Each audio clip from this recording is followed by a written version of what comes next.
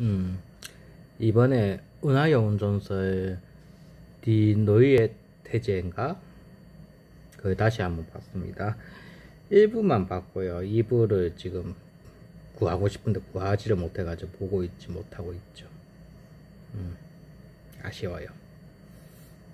근데 이게 어쨌든 제목은 이게 은하영웅전설 새로운 태제, 새로운 면제, 새로운 해석이라고 할 수 있는 건데 이게 조금 새로운 해석을 했는 건가 싶기는 합니다.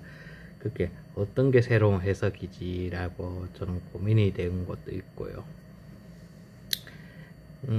좀 뭐 이게 은하영웅전설이라는 게 기본적으로 두 주인공을 중심으로 이야기가 펼쳐지죠. 한 개는 라인하르트 로엥그람과 한 개는 양 웨일, 이 두 주인공을 가지고 이 전체적 스토리가 이루어집니다.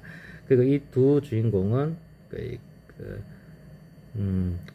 제국주의, 한 개는 민주주의, 제국주의라고 군주주의인가 절대 군주 이런 거를 상징하고 한 개 민주주의를 상징하죠.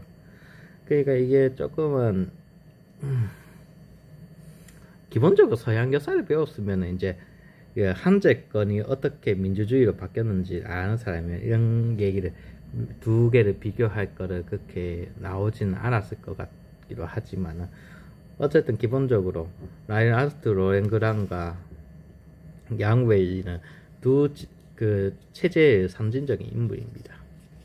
근데 좀 그렇게 상징적인 인물이 아니라고 해도 조금은 이제 좀 두 캐릭터가 완전 전반대적인 성격이 있기 때문에 참 재밌습니다. 두 캐릭터를 비교한 것만 해도 충분히 한 몇 시간 정도를 시간을 할애할 수 있을 정도로 재밌는 측면이 많아요.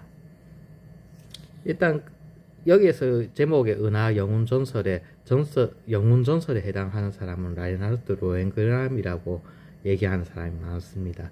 왜냐하면은 그 새로운 제국을 건설한 전설적인 인물이 맞거든요.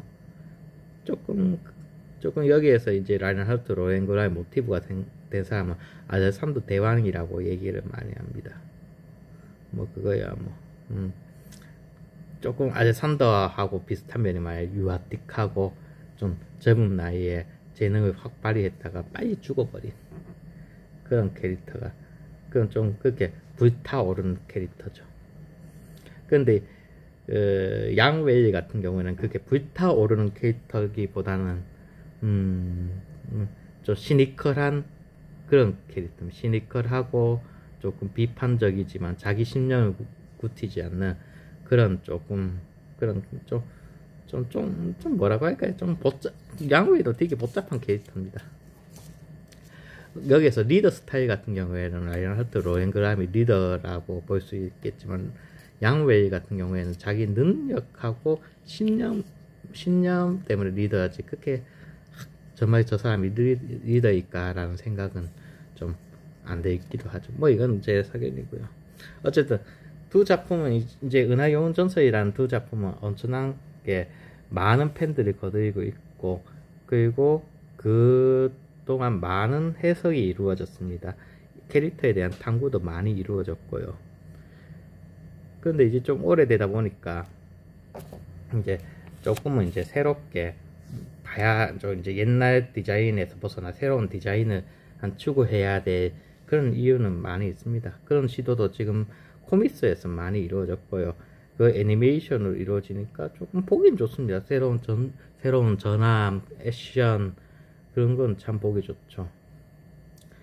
근데 저는 캐릭터에 대한 아직까지 많은 뭐 재해석이 이루어졌는지는 잘 모르겠습니다. 그 오바에서 이제 조금 옛날에 1990년대 나온 오바에서 조금 벗어난 그런 측면이 있지만은 좀 뭐 새롭진 않아요.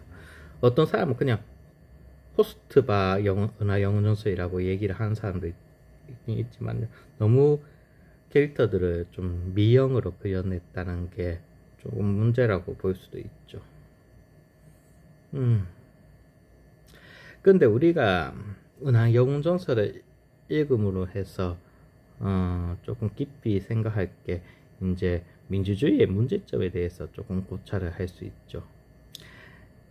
다나카 요시키 같은 경우에는 이제 전후에 이제 일본 민주주의에 이제 조금 안 좋은 면을 본 사람이기 때문에 거기에 대해서 아주 시니컬하게 비판을 했습니다. 좀 파벌주의 그리고 그러면서 이제 자기 보신주의 이런 거에 대해서 많이 했죠. 그건 우리나라에서도 시사하는 바가 큽니다. 근데 그거를 라인하르트 로엔그람이라는 인물이 나와서 다 떼어 부순다는 그런 논리는 우리나라에서 접근하기가 좀 힘들 것 같습니다. 물론 우리나라에서 지금 현재 상황에서도 그걸 원하는 사람들이 많습니다. 초인이 나타나서 모든 걸 해결해 주기를 바라는 그런 게 많죠. 근데 현대 사회는 아주 복잡한 사회입니다. 한 사람이 모든 걸 할 수 없어요. 그걸 그러니까 초인이라고 할 수 있는 그런 대단한 능력을 가진 건 인간적인 한계로 인해서 이루어질 수 없습니다. 이제 그런 초인이 나타나려면 인간은 인간에서 벗어나서 신이 돼야 되겠죠. 근데 그거를 이제 조금 비교될 만한 게 듄이나 스타워즈나 이런 거에서는 인간을 초월한 무언가가 되려고 함재가 노력합니다. 무한한 힘을 원하고 무한한 권력을 위해서 인간을 초월해야 되죠. 파운데이션만 같은 경우에도 봐도 그 과학기술을 이용해서 세월을 초월할 수 있는 그런 거를 이제 제국이 만들어내지 않습니까? 그 영원히 지배하기 위해서 어떤 방법을 써야 되는지 그러면서 인간을 초월하는 새로운 존재가 되기 위해서 권력자가 뭐 어떤 역할을 하고 그래서 왜 그런 역할이 권력자한테 부여되는지를 좀 서양 SF 소설에서는 보여주고 있습니다.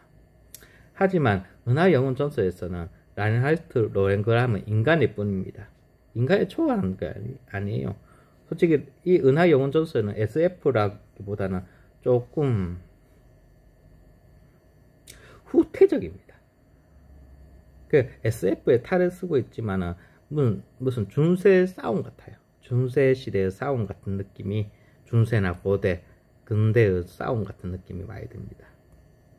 이게 뭐 은하 영혼 전설의 문제점이라고 할 수 있겠지만 어떻게 보면 매력이라고 할 수 있습니다. 동양 사람한테는 오히려 이게 더 삼국지 같은 느낌을 주는 은하 영혼 전설이 더 매력적으로 보일 수 있어요.